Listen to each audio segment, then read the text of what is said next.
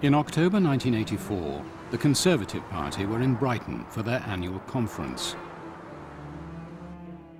At 3 a.m. on the final day, the Prime Minister was still up, revising her big speech.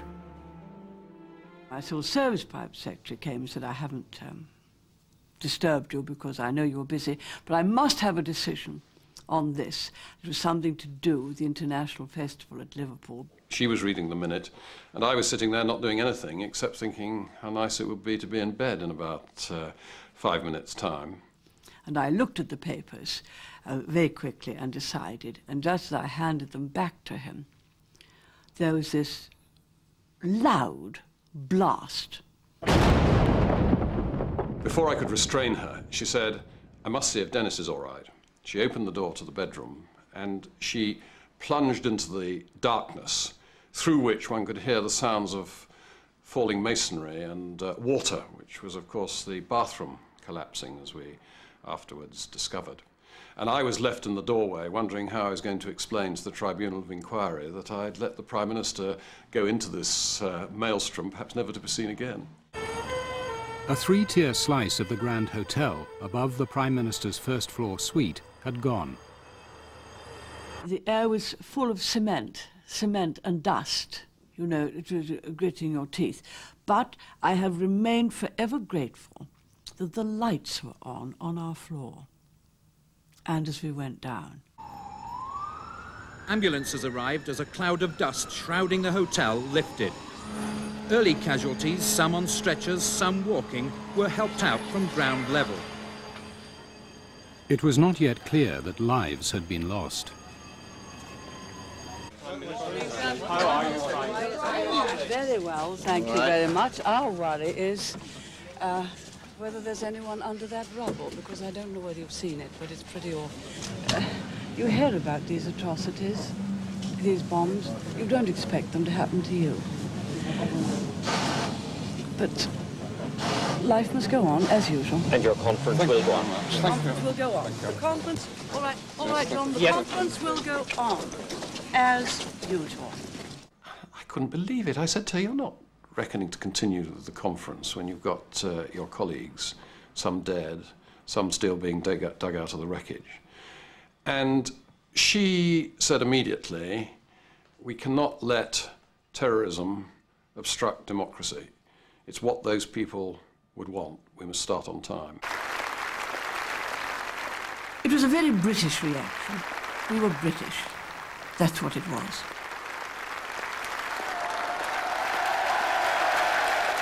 It was an attempt not only to disrupt and terminate our conference, it was an attempt to cripple Her Majesty's democratically elected government.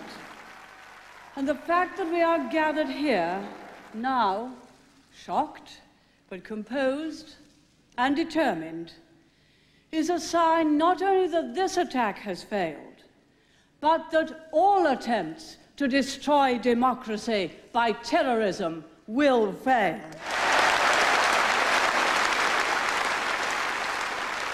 But Mrs. Thatcher's determination was matched by that of the IRA to drive the British out of Northern Ireland. Many young people decided that they would join a military force to attack the forces of the state. Now, people made those decisions. I myself was part of the resistance and part of the struggle. I was very proud to be part of that. Martin McGuinness was already a leader of the Derry Brigade of the IRA, when in 1972, British troops killed 14 Catholic demonstrators on Bloody Sunday. 7 years later, and after almost 2,000 deaths on all sides, attitudes had only hardened.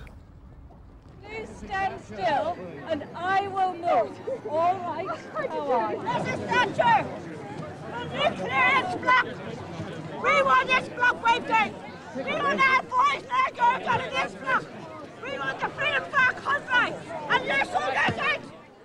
Mrs. Thatcher became the IRA's prime target in her second year in office, when she faced a will as strong as her own. We are prepared to die to prove that we are special prisoners.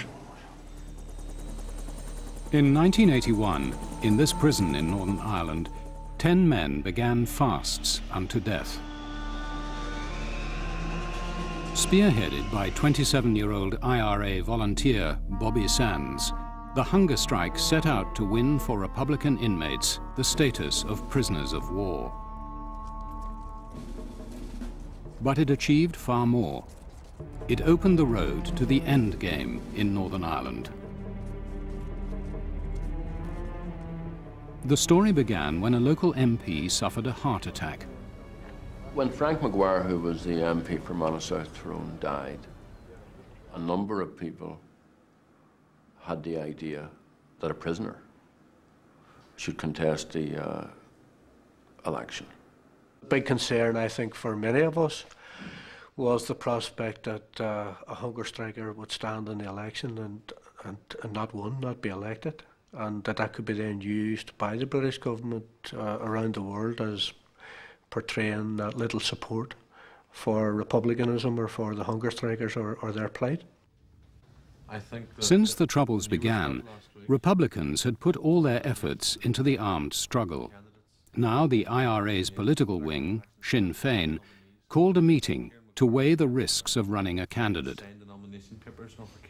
There were differences of opinion about whether we should try and get a clear field or whether Bobby should be, as it turned out it was Bobby, but whether a prisoner should be asked to stand anyway. When this was put to the delegates, they were very critical and they opposed it and they turned it down. I got a call from Gerry Adams, I think around 11:45 that night of the meeting, telling me that it wasn't passed, that they didn't agree to run Bobby Sands. They were afraid that if a prisoner stood and lost, then it would have a big effect. I says, Gerry, that's madness. You know, Bobby has to run. Morrison, Sinn Féin's director of publicity, jumped at the chance to win attention for the hunger strike. Everyone looked to see whether the IRA would back it.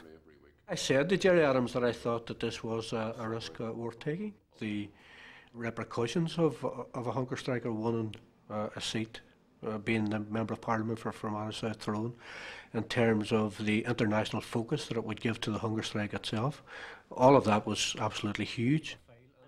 The Sinn Féin leaders now knew what they wanted. Another convention was arranged and on more mature consideration, it was carried. We were going to stand a prisoner and we were going to stand Bobby Sands. Gerry Adams and his colleagues visited the other Catholic candidates and persuaded them to withdraw. The field was clear for Bobby Sands. We will, of course, opposing Sands was the Ulster Unionist Party, led by James Molyneux, which wanted Northern Ireland to remain within the United Kingdom. It's they who profess to believe in civil rights. The Ulster Unionists, the leading party of the Protestant majority, had always dominated Northern Ireland politics. They were the only party to put up a candidate against Bobby Sands. When he was nominated for the election, I was highly delighted. I thought he wouldn't die. I thought that Mrs. Thatcher couldn't let him die. The election was too close for pollsters to call. Would Catholics who opposed violence vote for an IRA man? We were waiting the result and everyone was so anxious that it was like a pressure cooker. Everyone was perspiring and so on, and all this human pressure and stress all within these four walls. Sands, Bobby, anti-H block, Armagh, political prisoner. There's footage of someone cheering wildly when the announcement of Bobby's victory was made. 30,000. Yeah! And that was me shouting. 92. Sinn Féin were convinced that Mrs. Thatcher would never let an MP starve to death. On Bobby Sands' behalf, I would like to claim victory. Bua dona prisoni sna H blocks is he prison ard walker. Victory to the prisoners in the H blocks and in Armagh jail. I think now that when he sees that the people are behind him, he must go on until Maggie Thatcher gives in. There can be no question of political status for someone who is serving a sentence for crime.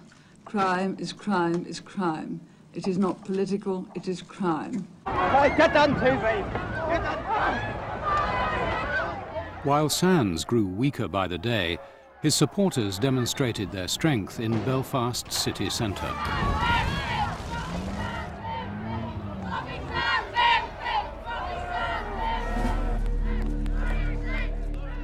Almost 2 months into his hunger strike, the new Member of Parliament was close to death.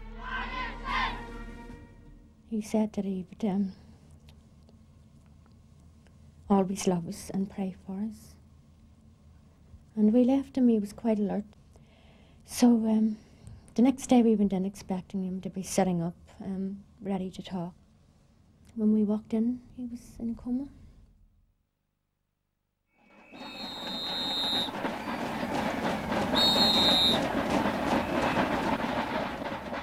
The ritual banging of dustbin lids spread the news of Sands' death throughout the Catholic sectors of Belfast.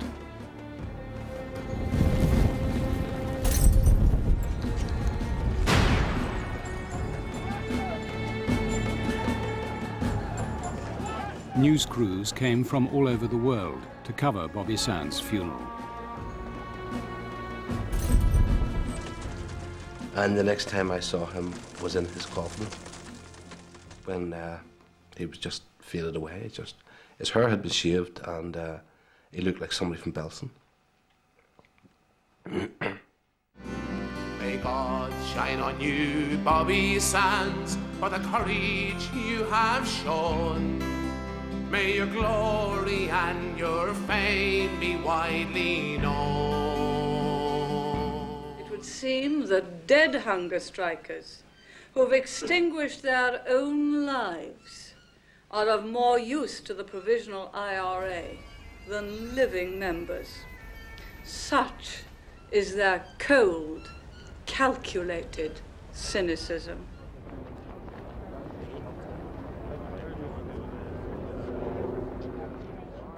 Nine more hunger strikers were to die that summer.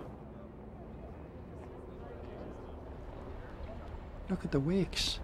It's not lost on the men. This is what Christ did. He won by dying. So it was a very deep thing. Very, very deep. The IRA could recruit all they liked. On the basis of that, you see this element of sacrifice. They were getting worldwide publicity. They were getting a lot of money. They were getting the whole emotions of the Catholic people. The whole voting was turning in their favour.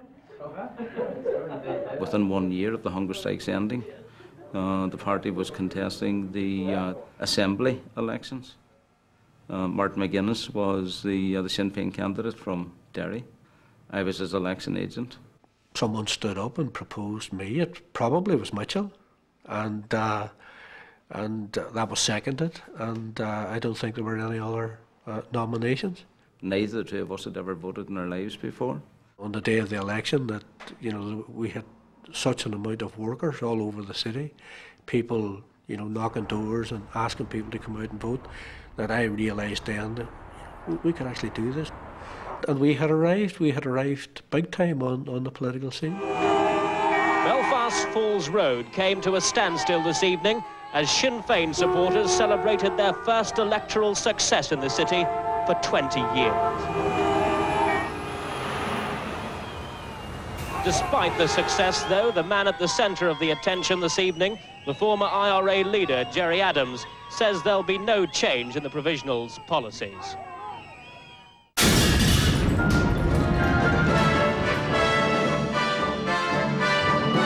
The toll at Ballykelly, 16 dead, 70 injured. The soldiers thought it was a safe place for an evening out. Many of the 150 soldiers and civilians in the disco were entombed, screaming in the rubble. Within 2 hours, the rescue teams began pulling out crushed bodies. Republican bombs were not undermining Sinn Féin's success at the ballot box. The main loser was the party of Catholics opposed to violence. the SDLP. And in the next general election, voters rejected the former SDLP leader in favour of Gerard Adams. Sinn Féin seemed unstoppable. They had even won 2 seats in the Irish Parliament. This brought home to the Irish government that Sinn Féin was their problem too. When Sinn Féin organised a huge demonstration in Dublin, the Taoiseach, the Irish Prime Minister, tried to explain his fears in a letter to Mrs. Thatcher. We're not as well equipped to deal with that because we hadn't had the experience of dealing with these kind of riots. We didn't have the kind of riot peace preparations they have in the north. I was worried about the consequences. I told her that.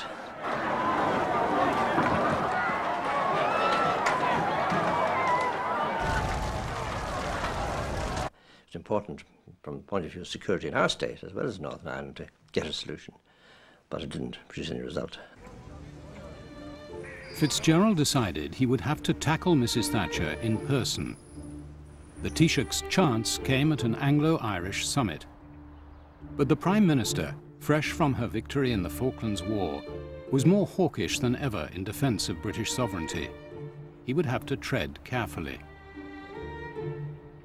As soon as they finished posing for the press, Fitzgerald would make his pitch. That she needed to do something to win the allegiance of the Catholics in Northern Ireland. Well, I said to Margaret Thatcher, the problem as we saw it was that support had grown substantially for Sinn Féin, representing the IRA after the hunger strikes, was still growing. It looked as if they could come to replace the SDLP as the major nationalist party. And in that event, that could be very destabilising. They might then take a chance on raising the level of violence to civil war level. And for all of us, it was vital that we do something to prevent this happening. Because if we do not provide an alternative, violence will grow. And I cannot foretell, this is the Taoiseach speaking, I cannot foretell what the consequence will be. Every single person in Northern Ireland has the ballot. They do not need and should reject the bullet and the bomb. And anything which seems to help the terrorists seems to me totally and utterly wrong. We're not talking about a normal situation. We're talking about a situation where people are totally alienated from the institutions of government. She roundly rejected the idea of alienation. She never liked the term. She said, I don't like that word. That's a Marxist word. I will not have the word alienation used about my people. I had to say, yeah, well, never mind the word. It's the fact that the system is negative as far as they're concerned, the police, the judiciary, all that. It's not their police, it's their judiciary. And they don't feel part of the system. His idea would be to enable them to identify particularly with the police and the judiciary, so that there could be joint policing and joint courts, for at any rate for terrorist offences in the north. I do not believe that anybody should do anything which might be construed as furthering the objectives of the terrorists. And I feel extremely strongly about it. We've had over 2,500 people, nearly 2,500 people killed by those terrorists. Her view was the Irish should be prepared to cooperate against terrorism anyway. They shouldn't be demanding a price for it. Garrett was saying we aren't demanding a price for cooperating against terrorism. We are trying to help you to engage the loyalty of the Catholic people of Northern Ireland. When the Irish had left, the Prime Minister called her advisers in for a whisky. Well, we had a fair knockabout. I mean, her way of teasing out a problem was to sort of throw out various outrageous suggestions. I mean, she said, you know, the Irish are quite used to movements of population. If the northern population want to be in the south, well, why don't they move over there? After all, there was a big movement of population in Ireland, wasn't there? Nobody could think what one. So finally I said, are you talking about Cromwell, Prime Minister? She said, that's right, Cromwell. I knew they were there. She said, couldn't we redraw the border, at least to make it more defensible? She thought, if we had a straight line border, not one with all those kinks and wiggles in it, it would be easier to defend. It wasn't as simple as that, because the nationalist communities were not all in one place, not all in Fermanagh and Tyrone and South Armagh and so on. There were many in Belfast, and the idea of a partition in Belfast or of moving large numbers of population didn't seem to be very attractive. And at the end of it, she said to Robert and me, well, you can go on talking, but you've got to make it absolutely clear that joint authority is out. Joint sovereignty is not even in question. Only one kind of joint activity was acceptable to the Prime Minister: cooperation on border security, especially south of the border. Mrs. Thatcher believed that by having a security zone both sides of the border, or an area where reconnaissance could be conducted, or even hot pursuit into Irish territory, all these would help deal with the problem on the border. The Prime Minister instructed her officials to draw up a proposal. It ignored all Fitzgerald's ideas about joint authority and concentrated on border security. Some weeks later, the British officials presented the proposal to their counterparts in Dublin. I ran up the stairs to tell the Taoiseach. His reaction was immediate and fairly fierce. He said, "Tell them, go back and tell them immediately that there's no question of a security zone. That's ridiculous. The whole idea is ridiculous." I mean, you've now two borders the police can't cross. Tell them that's not on. It's going to make security impossible. It wasn't warmly received, and I was not surprised, really, because it would clearly would have involved the possibility of British troops being involved in action on Republican territory.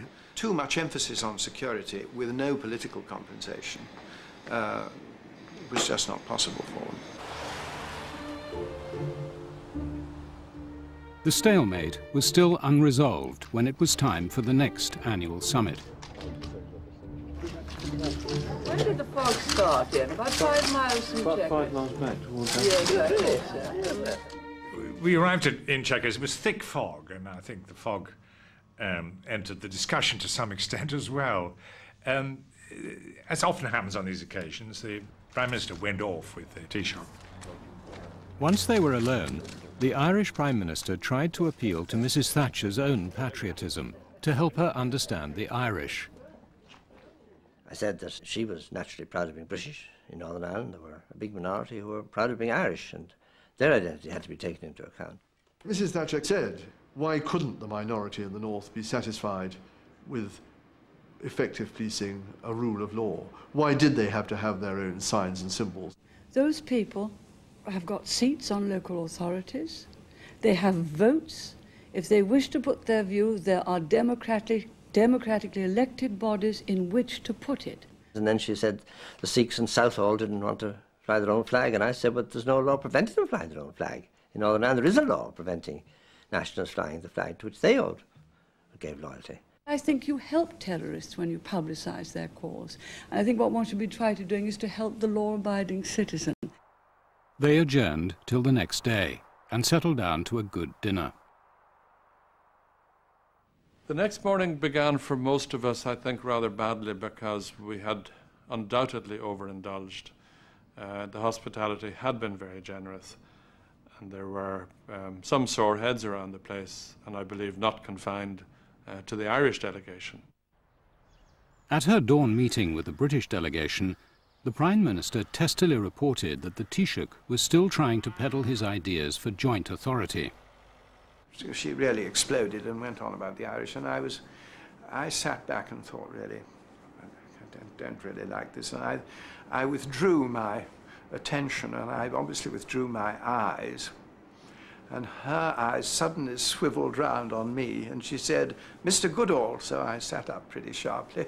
She said, "Wouldn't you like to go and be an ambassador somewhere else a long way away?" So I said, coming back to earth, I said, "Where would you suggest, Prime Minister?" And she said, "Indonesia, perhaps?"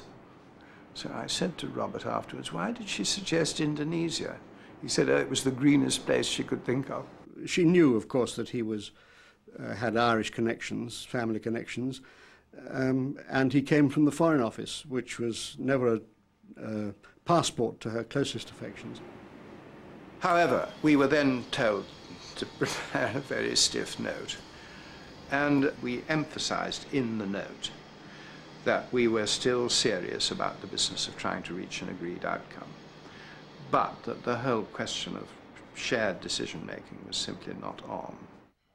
The Irish received the note with their breakfast. It was, if you like, a sort of missile aimed at the very heart of the Irish negotiating position, and it frankly must have dismayed Irish ministers. Joint authority or arrangements tantamount to or apparently suggestive of joint authority are unacceptable to the United Kingdom government.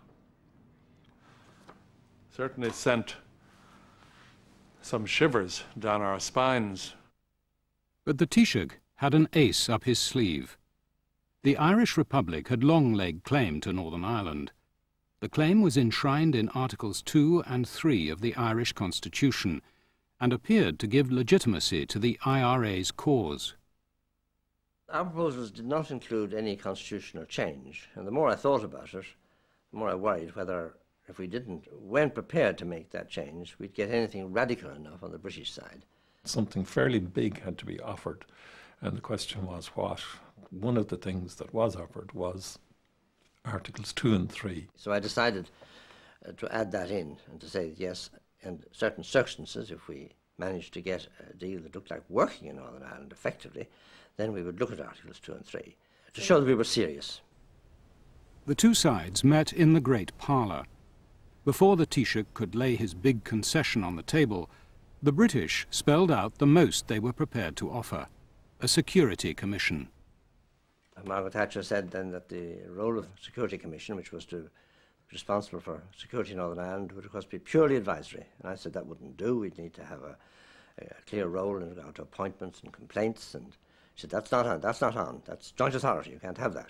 The word involved got us into trouble. At one point I said to her, you seem to be envisaging arrangements involving the Irish government. And she jumped to me and said, involving? I never used that word. She hit the roof. Involving? Who said involving? I never used the word involving. Immediately turned to Robert Armstrong and said, Robert, have you been using that word?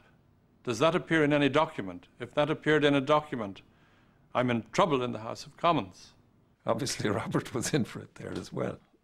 Mrs. Thatcher, really from the very beginning, was not prepared to consider anything which suggested any derogation of the sovereignty of the United Kingdom government in Northern Ireland, anything at all. The Taoiseach now played his trump card, his willingness to give up the Irish claim to Northern Ireland. I said to Margaret Thatcher, for that to happen, the agreement had to have considerable substance in terms of security measures and the role that we would be playing in Northern Ireland. At that time, I think we were thinking of a minister in Belfast. The Irish were bidding for a substantial role, but they had overplayed their hand. I had strong reservations which the Prime Minister supported. I just thought the price would turn out to be too high.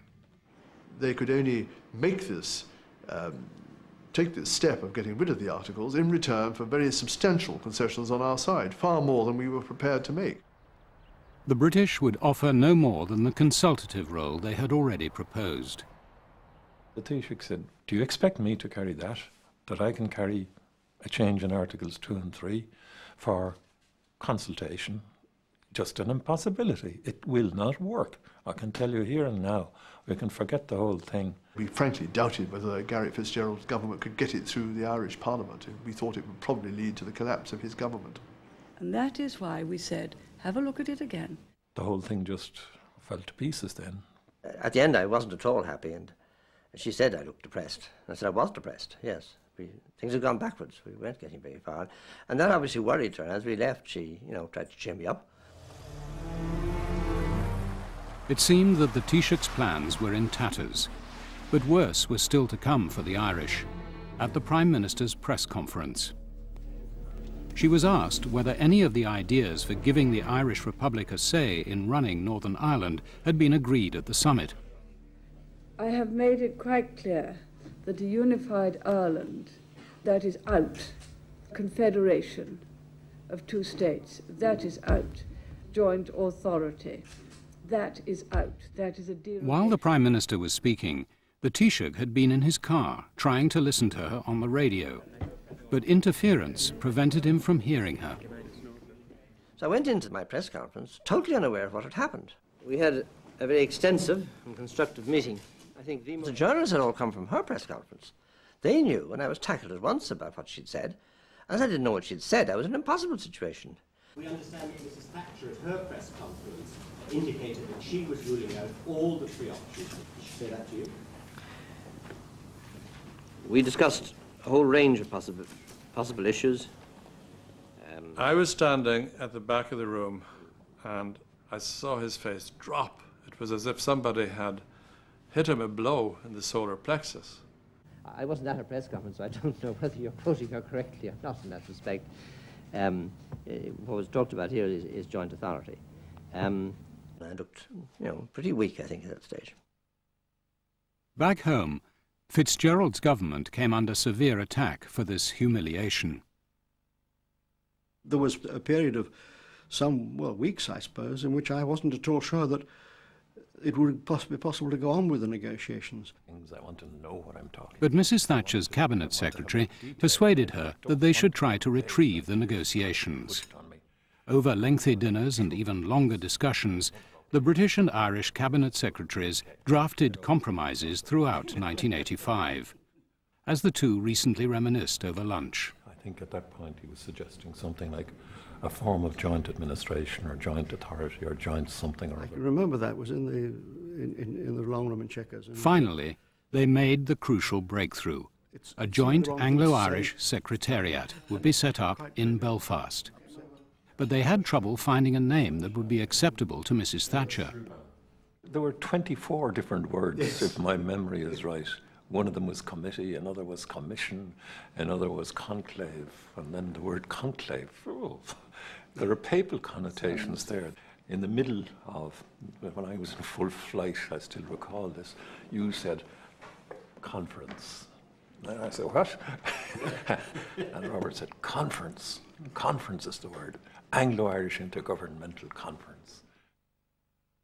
Stories of an Anglo-Irish deal giving the Republic some kind of joint authority in Northern Ireland began to appear. The leaders of the two main unionist parties came to ask the Prime Minister what was going on. Dr. Fitzgerald and I, and indeed the two members of the governments, have been talking for some considerable time. Yes, we are making progress. We have not yet reached a conclusion. What she said was, but Jim, this is not joint authority. I'm sure you it's not joint authority. And I said, no, but it will lead to joint authority. There are going to be enough loose ends there for them to catch on to, so don't let's fool ourselves with them. She said, surely her commitment to the union was sufficient guarantee to the unionists that she would never give away anything which would jeopardize their interests. She was patiently listening to us and making notes, but giving absolutely no assurances. And that was a signal to me that she wasn't in a position to give assurances of any change because it was all set in concrete already. 2 years after the Taoiseach had first tackled Mrs. Thatcher, the two Prime Ministers helicoptered into Hillsborough, just outside Belfast. They came to sign what was now known as the Anglo-Irish Agreement. What the Irish wanted, but did not get, was joint authority in Northern Ireland. But they did get a consultative role in policing through the Anglo-Irish Conference.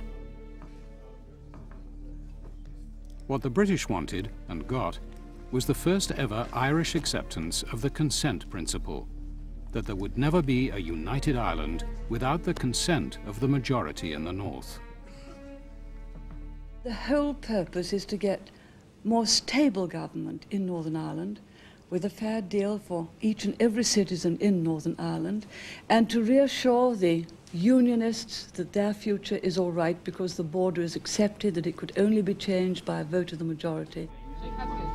Mrs. Thatcher had secured the one concession that mattered to the Unionists, but she had not taken them into her confidence and now had to face the consequences. And all I can say, if the British government are determined to reject the ballot box, then they are making the choice of anarchy, not us. And we said that to Mrs. Thatcher, 2 buttons. Madam, you can press either one, democracy or anarchy.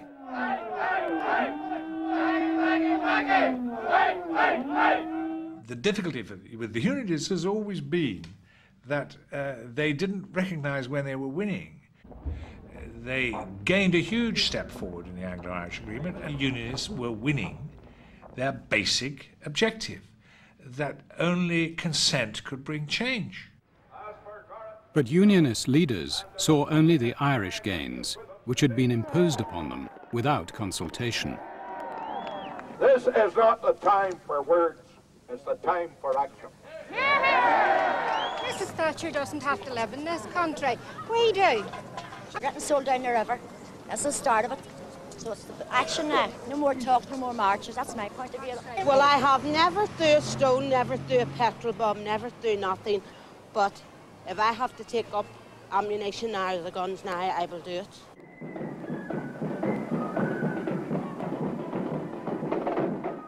Believing that their community was under threat, Protestants from all over Northern Ireland headed for Belfast's city centre. To the people here, the Anglo-Irish Agreement was sacrilege. This was a rich recruiting ground for loyalist paramilitary groups prepared to fight for their cause. In the crowd of 250,000 was a teenager who was to become the most notorious of their leaders. It was a time where people like myself who thought, this is it, we're going to be sold down the river. And when we're listening to people like Paisley, who was telling us that this was the case. Where do the terrorists return to for sanctuary? To the Irish Republic. And yet Mrs. Thatcher tells us that that republic must have some say in our province. We say never, never, never. Very shortly here it's going to be United Ireland, because we listened to this blood and thunder speech that he was making that we were sold out. That's why so many of us responded to him and came on the streets. Such young men looked for guidance not to Paisley, but to old hands in the Loyalist movement. I was an active member of the Ulster Freedom Fighters, and in the latter weeks of 1984, I'd carried out an assassination of a Republican on behalf of the Ulster Freedom Fighters. Stone passed on his skills and experience to a new generation. I travelled throughout Northern Ireland, and I was seconded by several brigadiers in the Ulster Freedom Fighters to train these people, to motivate them. Soon, gangs of youths from the Protestant estates threw themselves into the cause.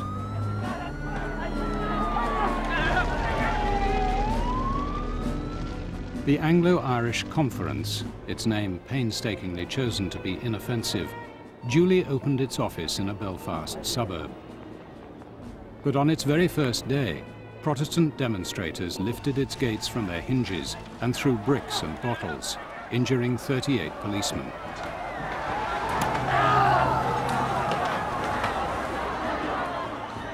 The Unionist leaders had called for the protests to be dignified.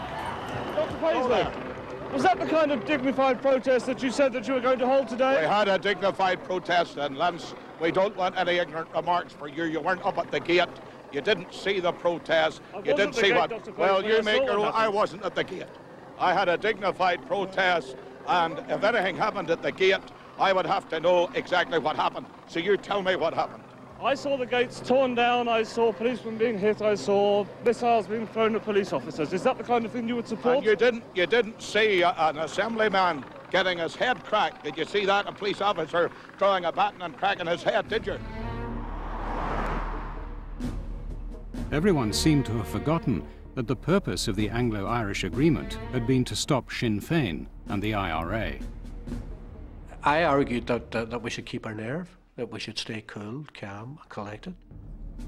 The IRA could afford to be confident. In the Middle East, a rich and powerful anti-imperialist had embraced their cause. The existence of Britain in the north of Ireland is the sense of colonization, and these people fight is to get rid of this colonization. It is just a fight, and we support it. In the mid-1980s, Colonel Gaddafi sent the IRA boatloads of mortars, guns, grenades, Semtex. Some were discovered, but most got through, enough to equip the IRA for a generation.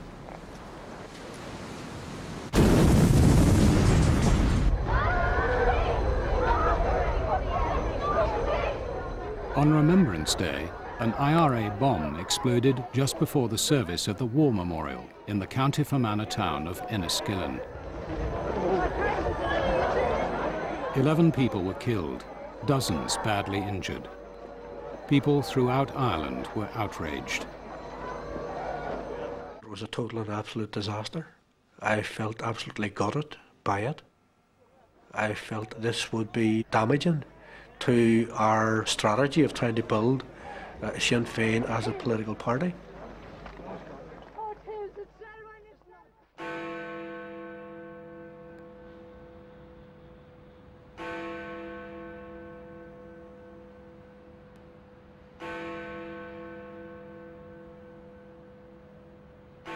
She received the news just at the end of our own cenotaph service here and was horrified by what had happened, by the way it disregarded everything that was most precious in British life. Is really desecrating the dead and a blot on mankind. I think she felt at that moment the iron really entered her soul. She thought that the time, the political capital she had invested in the Anglo-Irish negotiations was negated by the continuance of terrorism. And she resolved that the whole ceremony in Enniskillen should be restaged and she would be there. That was quite a brave thing to do, after all, given the personal risk she was at, given the personal risk to many others.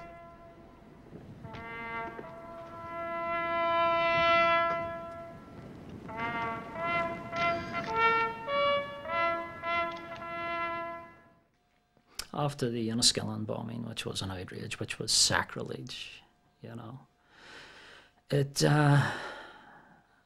was put to me, and I willingly took to the task of getting myself down to Londonderry, the Brandywell, Mr. McGuinness's home, to have a look at him for assassination. He was targeted because he was the then head of Northern Command of the IRA. That was in the files I read. So the buck stopped with Mr. McGuinness, so he himself had to be sanctioned, i.e. assassinated. But when Stone came to get him, McGuinness had been tipped off and altered his schedule. Then in Gibraltar, 3 IRA volunteers were shot dead by the SAS, provoking charges of a new British shoot-to-kill policy. The high-profile IRA funeral that followed gave the would-be assassin a second chance. I knew there'd be funerals. I knew it would now be Milltown Cemetery. I'd been in there over the years. All loyalist volunteers had been in over there, part of the basic training. Stone arrived loaded down with grenades and handguns. You know, I says, only 2 people we're after here. And I says, that's McGuinness and Adams. So we'll go for a close quarters, you know, so it's more or less left down to me. What we really noticed more than anything about that day was the almost total absence of the British Army.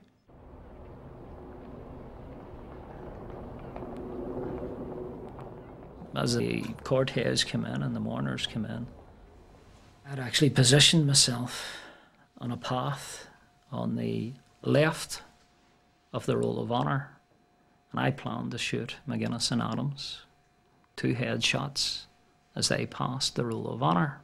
So that was their cenotaph, and that's where they were going to die. But at the critical moment, Stone's view was obstructed by mourners. Once the oration began, I pulled out 2 grenades, lobbed them over actually the head of the mourners.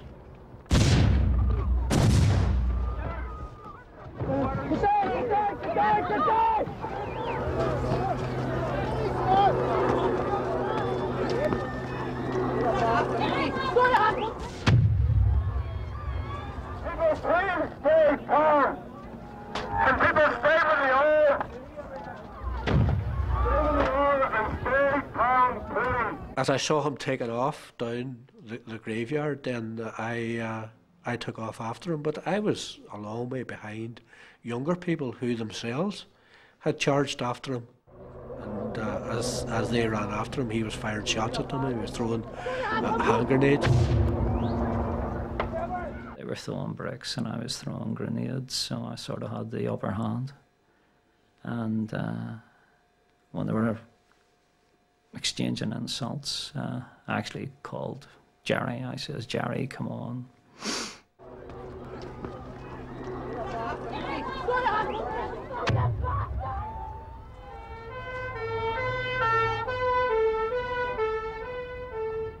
These people were IRA supporters, so therefore they were all targets. They were at the IRA people's funerals, and at that time I just felt proud to be a loyalist, that someone like Michael Stone was brave enough to go on and challenge so many people the way he did. The Republican mourners were still pursuing me. One guy got pretty close. He seemed to know what he was doing. He was ducking in and out behind the headstones. And for a second he produced a target, and I shot him once and he died. Stone had killed 3 and injured many more. He was eventually caught by Republican mourners. His head swelled up and I can barely look at one eye I could see out of, and I went, yeah, fucking brilliant. Because I'm lying thinking there, yeah, brilliant.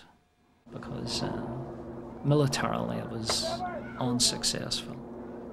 I didn't achieve the objective. I had actually failed my mission, so... Soon after, Stone was rescued by the police and put in prison.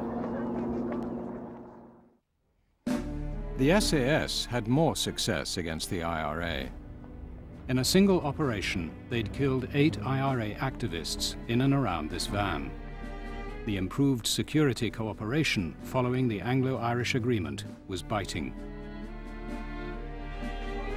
Members of IRA active service units, known as ASUs, were still welcomed at pubs and clubs in Republican West Belfast.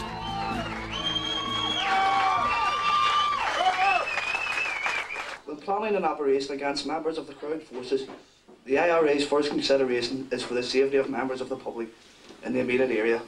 Over the past few weeks, our ASUs have had to abandon a number of operations against the Crown forces because of... Despite the shows of strength the IRA could still stage, Republican strategists were reaching the conclusion that their guerrilla war against the British could not be won. The bomb was now undermining their success at the ballot box. We had a meeting of the organisers with Jerry, and we were talking about political development and the obstacles, and of course there was a fairly intense debate. Made it clear that there was no military solution, that there had to be a political solution, that this was not a military problem, that it was a political problem which required a political solution. How were we ever to prove that politics could work unless there was a plan and a coherent strategy? We needed to challenge our political opponents. We needed to challenge and try and work alliances with them and try and isolate areas where we didn't agree, but work out cooperation in areas which we did agree. The problem was, IRA bombs made Sinn Féin political pariahs, even to fellow Irish nationalists. The SDLP or the Dublin government wouldn't talk to Sinn Féin unless the IRA stopped. So you were in a catch-22 situation. And the Sinn Féin people could do nothing about creating or developing an alternative unless they could talk to the Irish government and the SDLP. Father Reid had been working for years with Sinn Féin and the IRA. He has never before spoken on television about the secret mediation he now undertook. It began when he wrote to the leader of the SDLP, John Hume, with a proposal. The essence of the proposal, the nationalist parties would agree through dialogue among themselves. This is where we were stuck, because the other parties wouldn't talk to Sinn Féin. And this letter, actually, these letters were actually designed to try and persuade them to talk to Sinn Féin. Hume had always claimed he would do anything for peace. I got a message from a priest who told me that what I was saying was very interesting to Sinn Féin, and that they would like to talk to me about it, and would I talk to them? Mr. Hume didn't know me. He was the leader of the biggest nationalist party. He could have wrote a kind of a polite reply or sent some local person to see us, but he came himself, and without any beating about the bush said, "Okay, you know, I'll help." Not so bad. How you doing? Aye, surely. The leader of the SDLP faced a big risk. All respectable politicians said, "We don't talk to terrorists." To deal with Sinn Féin meant breaking ranks. Hume believed Sinn Féin should no longer be cold-shouldered but co-opted, and he wasn't ashamed to say so. I'm a politician. Politics is the alternative to war. Politics is about dialogue. I'm about dialogue. I'll talk to anyone about it. That doesn't mean that I approve of what they stand for. The meetings in Father Reid's monastery in Belfast between the SDLP and Sinn Féin, rivals for the Catholic vote, planted the seed that would grow into the peace process. They started with a common goal, a united Ireland, but they were poles apart on how to achieve it. It was very clear from our history that violence had no role to play in solving our problem. It had made no progress of any description in solving our problem. I wasn't persuaded by John that was the case. Can you argue that the constitutional and peaceful means has succeeded when the evidence was to the contrary? And I mean, I was there on October the 5th, 1968, the first civil rights march in Derry that was attacked by the RUC. I was there at the Battle of the Bogside when the British Army came on the streets. I was there on Bloody Sunday when the British Army shot up a civil rights march and murdered 14 people. So those are the arguments that we give to the SDLP. And I remember saying, you know, where are you getting? Are you winning this war? Have you any hope of winning this war? You certainly can't continue it, but are you going to win? Or are you going to get to a stage where you're never going to be defeated? Is that your victory? Because if that is your victory, then it's not in the name or in the wishes of the Irish people. They said, well, the people of Ireland do not support violence. Well, we knew that as well. That was obvious. Go out and ask anybody, do they want a war? And they'll say no. The reality of what happens on the street, quite clearly, is what dictates individual actions. And I mean, we invited the SDLP to examine the response within our shared constituency to actions by the British Army, such as Bloody Sunday. You know, how many people went out and decided to get involved in the IRA as a result of what the British Army had done on that one day? One of the things about the Republicans who use violence is that while we disagreed with them fundamentally, they actually believed in what they were doing. And therefore, if you got the fact that their reasons no longer existed, you had a real chance of getting the violence stopped. Sinn Féin believed that Britain was a colonial power, occupying and exploiting Northern Ireland for its own benefit. Here at the monastery, Hume argued that this was no longer true.